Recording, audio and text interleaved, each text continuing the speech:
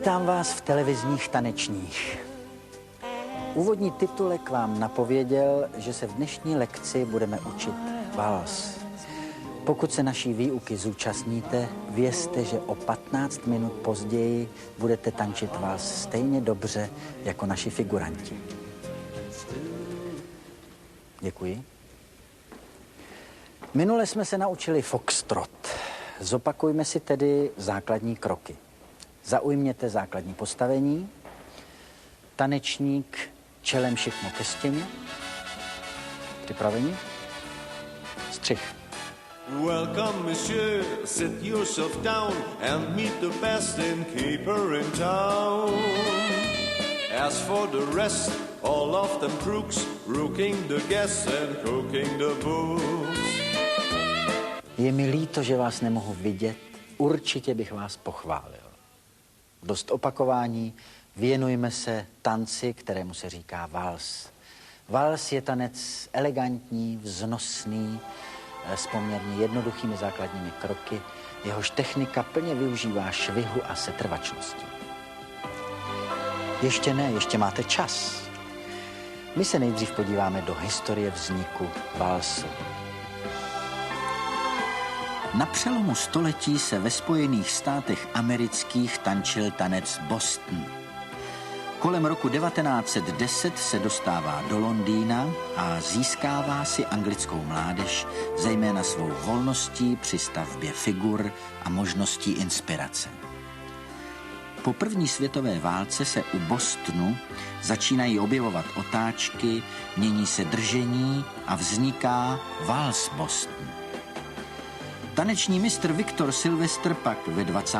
letech vytváří to, čemu se dnes říká diagonální vals.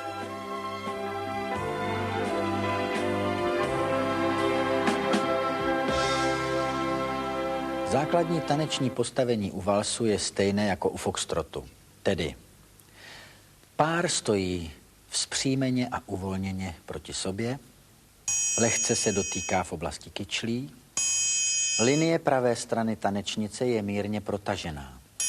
Hlavy jsou rovnoběžně, mírně natočené vlevo. Tanečník drží levou rukou pravou ruku tanečnice ve výši jejich očí. Pravá ruka tanečníka drží tanečnici pod levou lopatkou. Levá ruka tanečnice je položena na tanečníkově paži. Také vals, stejně jako foxtrot, se tančí po obvodu sálu. Vals se tančí ve 3/4 rytmu. To znamená 3 doby na každý takt. Na každou dobu připadá jeden krok. Při nácviku si budeme počítat. 1, 2, 3, 1, 2, 3, 1, 2, 3, 1, 2, 3, 1, 2, 3, 1, 2, 3, 1, 2, 3. Rytmus valsu je poměrně jednoduchý. Nyní se naučíme valsovou vlnu, tedy snížení a zdvih, což jsou pro vals typické pohyby. Taneční pár provádí 2 valsové kroky vpřed a přísun. Všimněte si snížení a zdvihu těžiště tanečníka, tedy i tanečnice.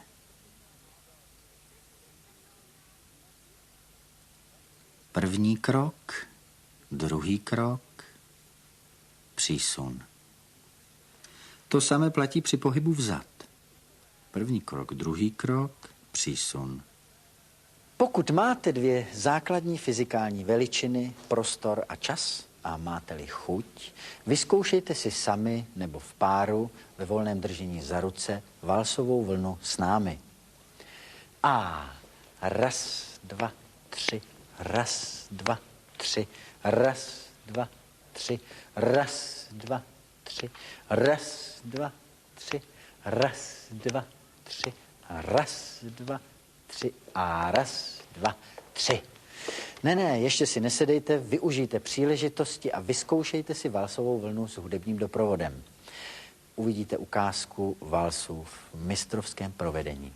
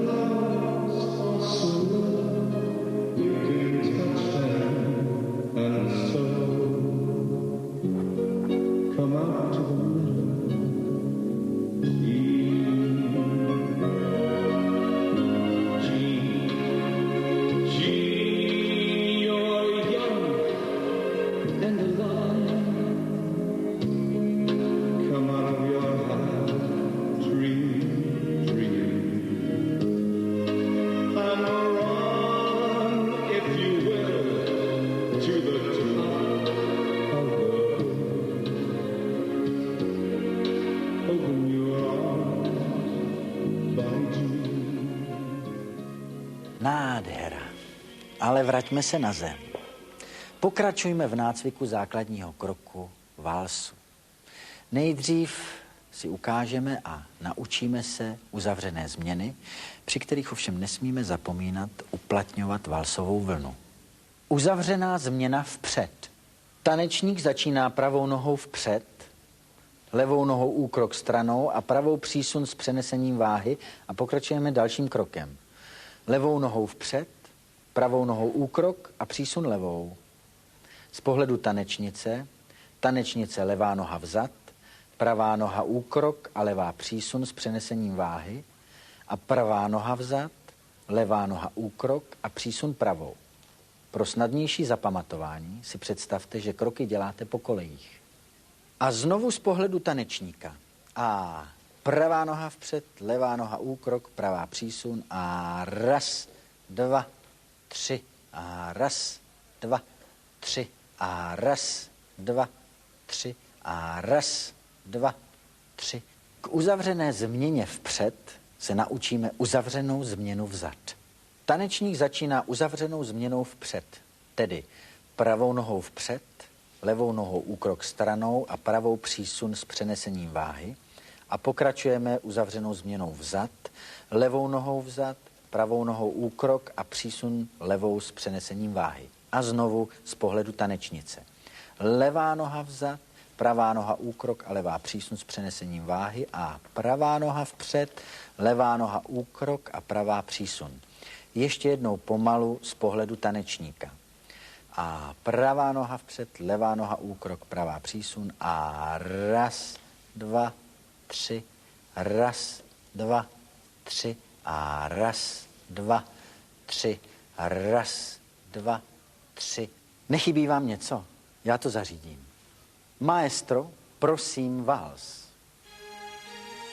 A raz, dva, tři, raz, dva, tři, raz, dva, tři, raz, dva, tři, raz, dva, tři, raz, dva, tři, raz, dva, tři. Make this world a better place if you can. Reach out and touch somebody's hand. Make this world a better place if you can. Sami vidíte, že k tomu, abychom mohli kroužit po obvodu sálu, nutně potřebujeme otáčku. Takže nám nezbývá nic jiného, než se jí naučit. Nejprve se pokusíme otáčet od čtvrt kruhu a pak postupně úhel otočení zvětšovat. Základní postavení tanečník začíná pravou nohou vpřed, levou nohou větší úkrok stranou a pravou přísun s přenesením váhy. A pokračujeme. Levou nohou vzad, pravou nohou menší úkrok a přísun levou. A znovu z pohledu tanečnice. Levá noha vzad, pravá noha menší úkrok a levá přísun s přenesením váhy a pravá noha vpřed, levá noha větší úkrok a přísun pravou. A postupně zvětšujeme otáčení. A raz, dva, tři, a raz, dva, tři, a raz, dva, tři, a raz, dva, tři. Základní kroky valsu tedy umíme, ale nyní přijde ta slavnostní chvíle. Spojíme dvě uzavřené změny vpřed s jednou otáčkou vpravo. Ta otáčka se tančí na 2 takty. Základní postavení, maestro. Vpřed 2, 3, vpřed 2, 3, točit 2, 3 a dotočit 2, 3 a vpřed 2, 3, vpřed 2, 3, točit 2, 3 a dotočit 2, 3. Are you lonesome tonight? Do you miss me tonight? Are you sorry we drifted apart? Does your memory stray to a bright summer day when I kissed you and called you sweetheart? Do the chairs in your parlor seem empty and bare? Dámy a pánové, dovolte, abych vám oznámil, že jste se právě dnes naučili vals. A to už je vals ze standardního předtančení v krásném prostředí pražského Žofína.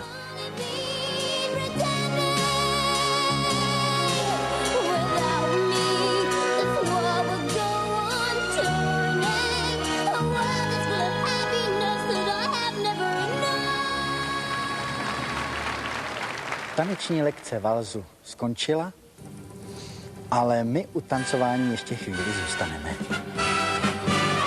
Where did you get that girl? Oh, you lucky devil. Where did you get that girl? Tell me on the level. Have you ever kissed her? If she has a sister, leave me to Mr. G.